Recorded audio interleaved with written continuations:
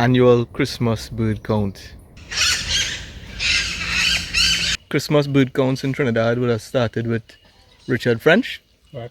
who is like a very famous ornithologist. Trinidad and Tobago has about just under 500 species of bird recorded. Nearly 300 of these live here year round. These are all you really need to get into bird watching. Excellent book.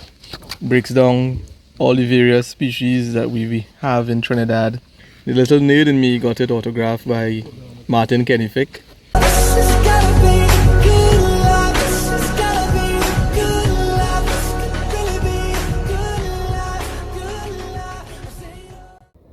Morning, morning, morning. Another early morning movement. December the 30th, 2023. Partaking in an event called the annual Christmas bird count. This thing has a history starting in about 1900. No, I wasn't born then, but it's a tradition where, conservation-minded people back then got hunters to put down the gun and pick up the binoculars, so to speak, and they would, in a very strategic way, record all the various species and numbers of birds in those various species seen within a 24-hour period on the Christmas bird count. This started... Where did Christmas bird count start? 1901. No, where? I got the year. Somewhere in the States, huh? Yeah, somewhere in the States. So, since then to now, a whole heap of countries and spanning areas across the world have adopted the annual Christmas bird count. This here is a squirrel cuckoo. Nice bird to find. It will run up and down trees exactly like a squirrel with its long tail behind it, resembling the bushy tail of a squirrel. Nice bird. So the Christmas bird counts in Trinidad would have started with Richard French, Right. who was like a very famous ornithologist. That's in the 50s? 40s, 50s, 60s, something like that. Yeah, this book, famous book. Yeah, Trinidad and and Tobago. yeah, he put out the birds of Trinidad and Tobago, and he was very unique at the time in the sense that he was also a music teacher. So he was able to capture the calls of the birds in writing in his bird guide. So the Christmas bird counts would have started with Richard French, went on for quite a number of years, and then the coordinator duties would have passed on to Lambie, Mr. Ian Lambie. And next, it went to this guy here, Vishnu, Debbie. Darshan, I'll go to you next. I hope so. I the same age.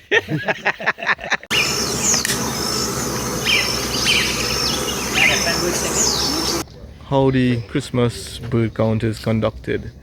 I think you use a epicenter location, which I believe is Aruca, and then you would draw you draw circles around it. 15 miles? 15. There's a set distance from the epicenter, which is Aruca, and it's kind of strategically done to cover places like Isa, right, La Paz, where we had this morning in Tamina E-Tech Park, or Tamina. I think the Carney Bird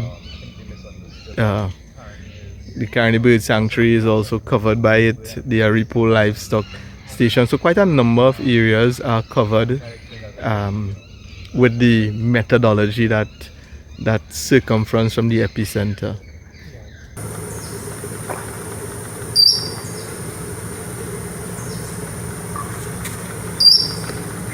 All birds seen or heard are recorded on the spreadsheet. This morning we have Shivam, Darshan, and Vishnu. Vishnu did postgrad studies with me back in the day, and it's been a while since I've seen Vishnu. Quite some years, so it's really good to be back out. Nah. A wood. A wood ring. Some of the unique things you find in this area. Well, where we are in right here, Wallerfield. You have a lot of Moorish palms growing, and where you have a lot of Moorish palms, you might have an accumulation of, yeah, you hear that noise? Some call a sulphuri flycatcher. Might resemble a kiskadee if you wanna call it that. And then you have the red belly macaws too. They like to feed and roost in the Moorish palms. I am a idiot. I have a camera in the van and I'm out here with the phone trying to take some maximum zoom videos and pictures, and it's just not working out. Trinidad and Tobago has about just under 500 species of bird recorded. Nearly 300 of these live here year round. Most of the remaining 200 or so, they are regular visitors, and maybe about 2, 3, 4 handfuls of them are extremely rare visitors to the island.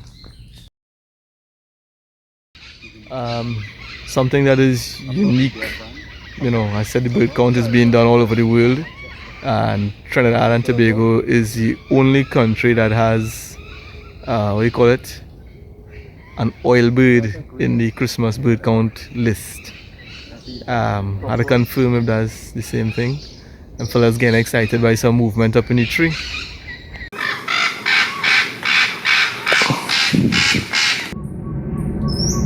Bird watchers are known as twitchers. Don't know why, but more commonly called birders. The thrill is not just in seeing the birds in their natural environment, but there's also the chance that you can find something rare, something unusual, something unheard of. It's a little mystery trying to figure things out. What this species is, what that species is out here. It's not easy.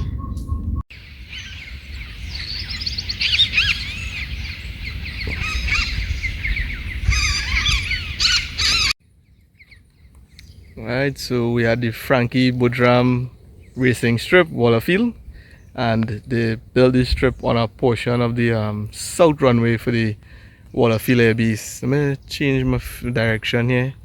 That sun is, that's not gonna work. I just had to take it. Funny story with this, right? My dad used to race alongside Frankie Budram in the late 70s, early 80s. And only at my dad's funeral like a few years ago, I met Frankie, and he was giving me a story about how he was the wedding car driver for my mom and dad. So at a slightly advanced level, these are all you really need to get into bird watching: a binos and a bird guide. This one here, the Birds of Trinidad and Tobago, this is our older edition by Kenny Fick, Restal and Floyd Hayes.